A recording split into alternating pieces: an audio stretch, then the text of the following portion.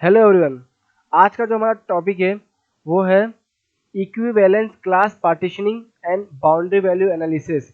ये इंटरव्यू का one of the favourite question में से एक है और 70% चांसेस है कि ये क्वेश्चन आ सकता है आपको इंटरव्यू के टाइम। और ये आपको बेसिकली जब प्रैक्टिकल क्वेश्चन अगर इंटरव्यू पूछेगा तब इसका यूज़ बहुत ज़्यादा आएगा। सो ये किस टॉपिक में आता है? ये एक ब्लैक बॉक्स टेस्टिंग टेक्निक का हिस्सा है। सो उसके बारे में आपको बताता हूँ कि टेस्टिंग टेक्निक के टाइप्स कितने हैं। सो दो टाइप है टेस्टिंग टेक्निक के। सबसे पहला है वाइट बॉक्स टेस्टिंग और second is black box testing. आपको इसका थोड़ा मैं एक्सप्लेन करता हूँ कि वाइट बॉक्स टेस्टिंग क्या होता है। सो एक सिंपल वर्ड में वाइट बॉक्स टेस्टिंग वो होता है कि जहाँ पे हम अपना कोड अगर देख पा रहे हैं और अगर हम उस वक्त अगर टेस्टिंग कर रहे हैं उससे कहते हैं वाइट बॉक्स टेस्टिंग।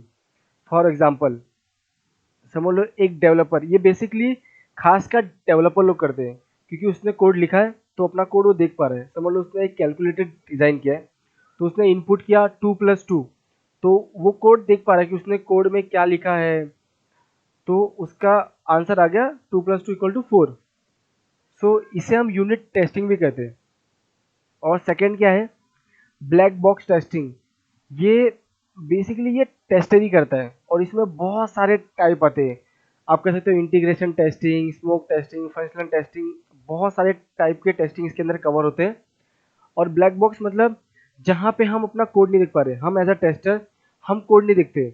हम जैसे समझ लो ये एक कैलकुलेटर फील्ड है, एक ये कैलकुलेटर है, हमने इनपुट कर दिया 2+2, हमें तो बिल्कुल मालूम ही नहीं कि उसका जवाब क्या आने वाला है। उसका जैसा आंसर आएगा हम उससे कंपेयर करते ठीक है यार 2+2 तो 4 ही आना चाहिए। अगर वो आउटपुट में 4 आ गया इसका मतलब वो सही चल रहा है, अगर नहीं आया तो हम उसे एज अ बग रेस कर देंगे। सो ये है टेस्टिंग टेक्निक। अब हम आगे कवर करते हैं what is equivalence class partitioning. So, as I told you that it is a black box testing technique, and this technique is very commonly and mostly used by all the testers. So, in that it divide data into various regions and we can select the data according to that region and we can test it. So, जब हम एक एक reason में test case को divide करते हैं तो उससे क्या होता है कि नंबर ऑफ टेस्ट केस जो होते हैं वो रेड्यूस हो जाते हैं। ये सारे टेस्टिंग टेक्निक का यही फायदा है कि जिससे हम नंबर ऑफ टेस्ट केस होगा वो रिड्यूस कर देंगे। एंड जब वो टेस्ट केस रिड्यूस हो जाएगा तो किस उससे क्या फायदा होगा कि टेस्टिंग का जो टाइम होगा वो बहुत ही कम लगेगा। It save the time for testing. और इसका एग्जांपल आपको मैं एग्जांपल देता हूँ कि जैसे ये एज फील्ड है जो एक्सेप्ट करेगा वैल्यू 18 to 56। तो यहाँ पे जो टेबल है वो क्या है, वैलिड, इनवैलिड और वैलिड, मतलब जो भी एक टेस्ट के जैसे हम लोग ना, in short it is a possible. So basically it is a process that taking all the all the possible test case and placing them into set of class, basically valid, invalid. So basically placing them into a class and taking one test case picking from each class while testing. So जो हमें समझ लो 1 2 लेके 100 तक हमें जो हमें number लेना था वो हमने रिड्यूस कर दिया सिर्फ 3 नंबर में। हमने लेस देन कोई 17 नंबर ले लिया, 18 to 56 में से कोई एक नंबर ले लिया और ग्रेटर देन 56 में से कोई एक नंबर ले लिया। तो हमने टेस्ट केस बहुत कम कर दिया। और यहाँ पे ये दूसरा एग्जांपल है मोबाइल नंबर फील्ड का, जहाँ पे सिर्फ 10 नंबर हमें लेना होता है as a mobile number field में।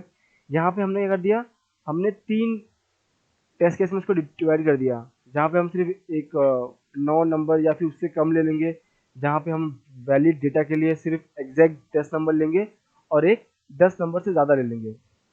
तो अब हम बात करते हैं अपने नेक्स्ट टेस्टिंग टेक्निक के बारे में। Let's cover the next testing technique which is boundary value analysis. And as the name come from the boundary, which mean the limit of an area. So boundary value analysis mainly focus on the testing both valid and invalid parameters for a given range of a software component.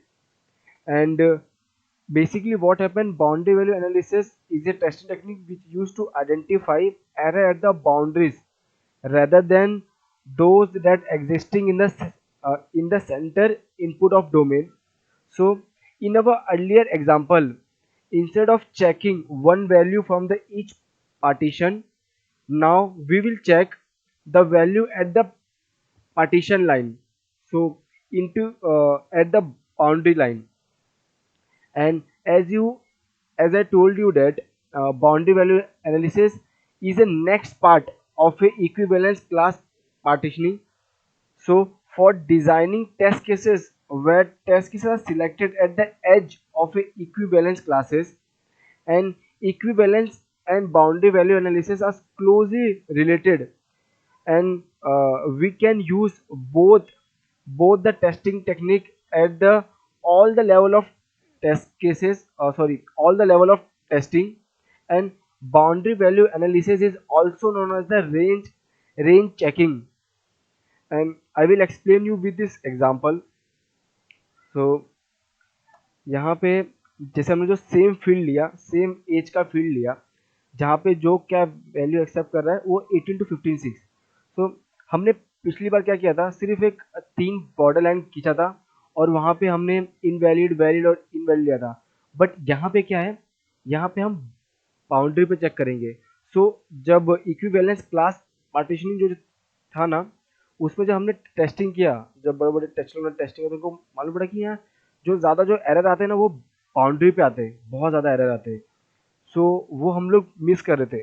सो उसके लिए boundary value analysis आया। तो जहाँ पे उन्होंने एक formula निकाला कि जो भी होगा ना, जैसे अगर मिनिमम क्या है 18 टू 56 है, सो मिनिमम -1 हम चेक करेंगे जो होगा 17, और एक हम मिनिमम चेक करेंगे और मिनिमम +1 चेक करेंगे, तो 18 और 19।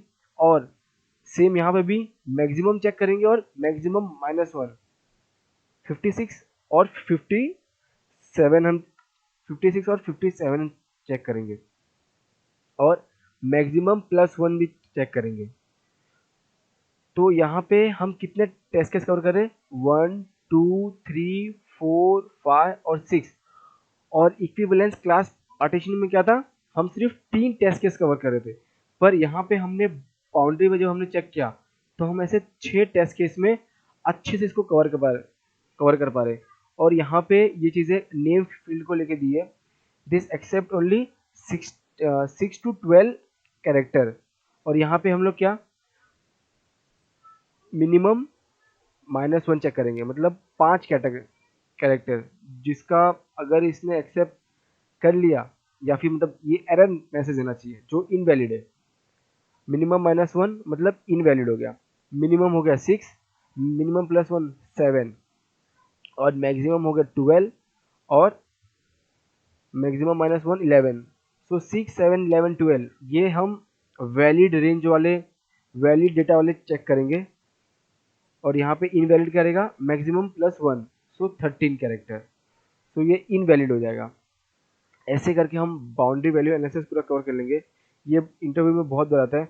अगर आपको इसको लेके कुछ भी अगर डाउट है, सो आप बिल्कुल बेझिझक कमेंट बॉक्स में कमेंट करिए, मैं आपके सारे के सारे डाउट क्लियर करूँगा। और यहाँ पे हमने अपना टॉपिक कवर कर दिया है। So thank you for watching. अब हम मिलते हैं अपने नेक्स्ट वीडियो में।